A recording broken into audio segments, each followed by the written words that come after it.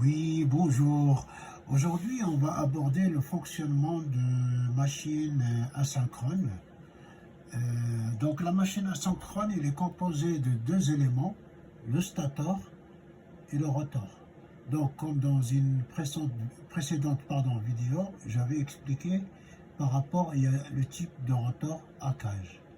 Là, c'est un rotor bobiné. Donc, ce qui se passe, il faut comprendre deux choses. Pour comprendre le fonctionnement, qu'est-ce qui se passe quand on a une spire fermée, et la règle de la main droite. Alors, ce qui se passe, par exemple, on prend ici un exemple, une spire fermée, où tout, il peut pivoter autour d'un axe X, Y, d'accord?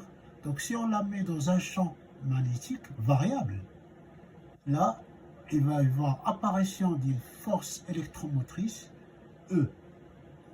Et cette force électromotrice va induire un courant I. C'est le courant induit. C'est pour ça qu'on dit moteur à induction.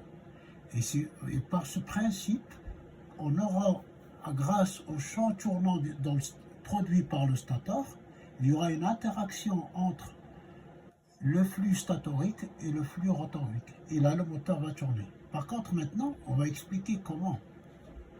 Alors, ce qui se passe, c'est que la règle de la main droite, donc ici, on a, je rappelle, le pouce, c'est le courant, l'index, c'est l'induction B, d'accord, et le majeur, c'est la force.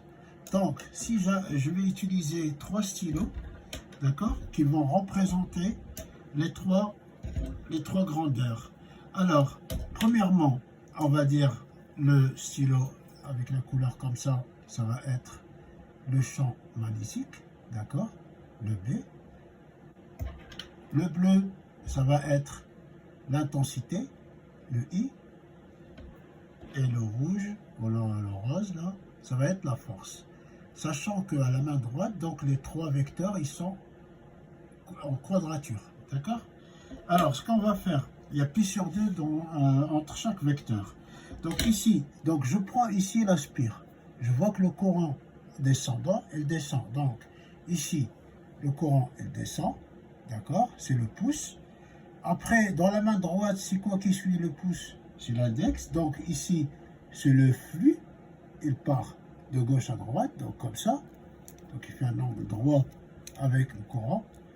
Et bien sûr, la force, ok, il vient vers nous. Ok? Voilà, il vient vers nous.